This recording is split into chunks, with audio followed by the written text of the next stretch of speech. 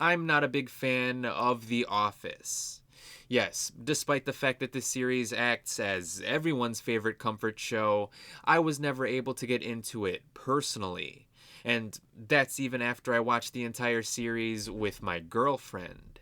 So when I heard that The Office was getting an official spin off show, I have to admit that I wasn't really excited. But I was open to the idea of a spin off series, which is something that most Office fans seemed to be against. So maybe in an attempt to spite the fan base, I wanted to watch the new series with an open mind. And that's exactly what I did. I watched all of the paper's first season. So, how is it? Well, it's totally fine. It may not reach the same kind of heights as its predecessor, or even its predecessor's predecessor for that matter, but it still happens to be an endearing little show in its own right.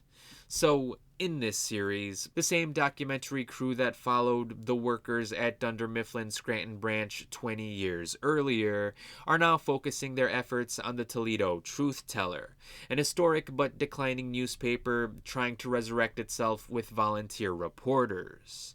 Meaning that, yes, this series does take place in the same universe as The Office, but don't expect to see any returning characters other than Oscar Martinez, because aside from featuring an occasional callback to its predecessor, the paper completely stands on its own 2 feet. It even severs its own connection to The Office rather quickly by revealing in its pilot's opening sequence that Dunder Mifflin no longer exists, which is a bittersweet revelation, because while longtime fans of The Office may feel bad about Dunder Mifflin going out of business, it can also be nice to know that the older characters have moved on from that part of their life. They're not stuck in the same place that they were 20 years earlier. And since the paper has already been renewed for a second season, there's still time to learn about what some of these characters have been up to for the past several years. Until then, this season is far more interested in introducing us to its new cast of characters. And they're all fairly likable, which is good, especially considering that my biggest problem with The Office is that I don't like Michael Scott. Maybe that's a controversial opinion, but I personally find his character to be completely insufferable. Steve Carell does a fantastic job of playing the character, but I genuinely cannot stand how cartoonishly dim-witted the character actually is. I don't find Michael Scott to be funny or charming or endearing. I find him to be unbearably annoying. Now, I would probably be able to forgive his idiocy if he were a minor recurring character or even a larger side character, but he's basically the main character of the series. So it's hard for me to watch the show when I find the lead character to be so unforgivably stupid. Thankfully, the main character in the paper is no Michael Scott. Ned is a competent journalist who is committed to the very art of journalism. That doesn't mean he's perfect. He definitely has his quirks and his own faults, but his convictions are genuinely commendable. So I like him, especially since Domhnall Gleeson does a solid job of playing his character. But everyone in the cast is good. Sabrina Impacciatore's character, Esmeralda, can be a bit much, but thankfully she isn't the main character, so it's easier for me to forgive her more outrageous shenanigans.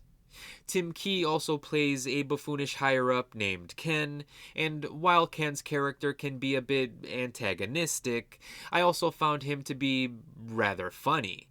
Not quite as funny as Key's character from The Ballad of Wallace Island, but still pretty humorous nevertheless. It sure was nice to see Oscar Nunez again, especially considering how his character has PTSD from filming the Dunder Mifflin documentary. And Chelsea Frey does a great job of playing the newspaper's compositor Mare, who also happens to be Ned's potential love interest. I really enjoyed their playful dynamic together, as their chemistry did help the series feel all the more charming, but I would also love to see Mare grow as more of an individual character in her own right, which I'm sure she and the rest of the characters will get the chance to do if the show manages to have a flourishing future. And I hope that it does. After all, journalistic integrity is important, especially in the current state of the world. So it was nice to see a story where the characters care so deeply about journalism, and in a way that isn't even political. This is a fun and light-hearted little show. Just like in The Office, the characters here get into plenty of harmless shenanigans. But since I may like the characters here better than the ones from The Office, I may actually like this show better too. Though it's probably too early to say. Maybe I'll feel more confident in saying that after a second or third season. For now, I think the fact that I'd be willing to watch any more of this show speaks to how well I actually enjoyed it. It laid a pretty solid foundation, in my opinion, and I'm curious to see what can be built on top of said foundation. So, even though I didn't particularly love the show, the paper would still get a recommendation from me.